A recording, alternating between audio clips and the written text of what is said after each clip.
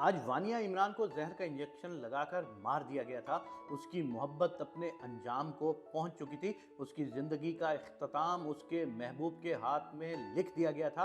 हैरत की बात यह थी कि उसकी ज़बान पर कलमा तो नहीं था, मगर ये अल्फाज ज़रूर थे कि काश मैंने अपने बाप को मारकर अपनी मोहब्बत को हासिल ना किया होता तो शायद मेरा मुहाफिज जिंदा होने की वजह से आज मैं भी जिंदा होती, या फिर मुझे कब्र में उतारने वाला कोई ना कोई मेरा महरम बाकी रहता। वानिया इमरान एक कुम्हार की बेटी थी। वालदैन की पहली औलाद थी। इंतहाई नाजो नम में पली हुई थी। भला की ज़हीन फतीन और खूबसूरत थी।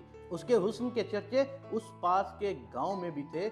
दौरे जदीद की नौजवान नस्ल जिस किस्म की सोबतों में रहकर पलती बढ़ती है, वहाँ ऐसे ही लोगों की इज्जतों के तस्करे होते रहते हैं और इस बात को मामूली समझा जाता है। इसलिए वानिया का जिक्र भी नौजवानों की हर महफिल में होता था।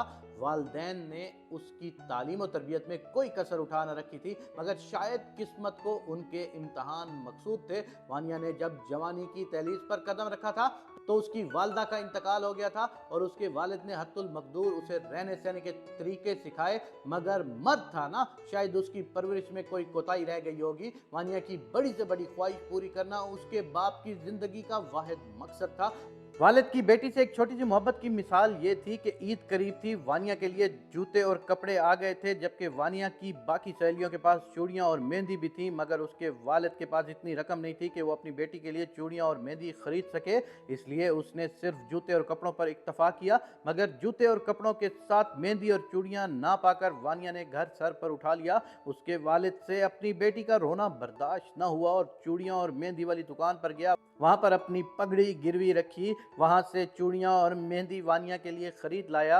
ईद के 3 दिन तो उसे कोई मुशक्कत मजदूरी न मिली। ईद के चौथे दिन उसको काम मिला। उसने सारा दिन मजदूरी की और शाम को वो पैसे जाकर वानिया की मेहंदी और चूड़ी वाले दुकानदार को दिया और वहां से अपना पगड़ा वापस लिया। गो के सबके वालिदैन अपनी औलाद से बेपनाह मोहब्बत करते हैं, मगर इस बात से कोई इनकार नहीं कर सकता कि जो घर की इकलौती औलाद होती है उसके कुछ ज्यादा ही नाज नखरे उठाए जाते हैं।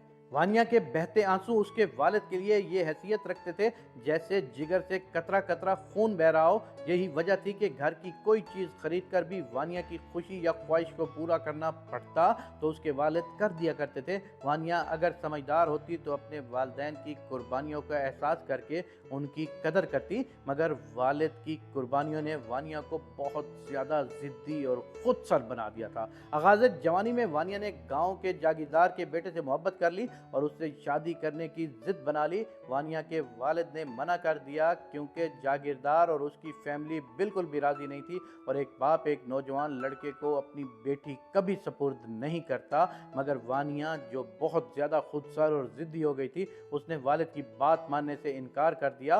बात बढ़ती गई। वानिया ने रो धो कर और जिद करके देख लिया, मगर अब की बार उसका उसके वालिद पर कोई असर ना हुआ। जब और कोई सूरत ना नजर आई तो वानिया ने अपने महबूब के कहने पर अपने वालिद को खाने में जहर मिला कर दिया, जिससे उसका बाप अब्दी नींद सो गया।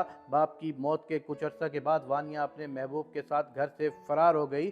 जागीरदार के बेटे ने तकरीबन 1.5 साल वानिया को रखा। वानिया अब उम्मीद से थी और चंद माह में मां बनने वाली थी, जबकि इस दौरान जागीरदार के बेटे के सर से मोहब्बत का भूत उतर चुका था। जागीरदार ने अपने बेटे से कता ताल्लुक कर रखा था। बेटे को सिर्फ इस शर्त पर घर आने की इजाजत होती कि वो अपनी बीवी यानी वानिया को तलाक देकर आए। जागीरदार का बेटा भी अब बाहर से उकता चुका था। मोहब्बत के नाम पर अपनी महबूबा का जिस्म भी नोच चुका था। उसने वानिया को तलाक देने का सोचा, मगर फिर उसके दिल में ख्याल आया कि वानिया की कोख में मौजूद बच्चा दुनिया में आने के बाद उसके लिए मुश्किलात पैदा न करे। इसलिए उसने गांव की दाई को कहकर वानिया को जहर का इंजेक्शन लगवा दिया और यूं वानिया अपने महबूब के हाथों ही अपनी मौत मर गई। कहते हैं आखिरी वक्त में तो उसकी ज़बान पर कलमा नहीं था, बस ये ख्वाहिश थी कि उसका बाप जिंदा होता और उसे कब्र में उतारने वाला कोई महरम रिश्ते बाकी होता।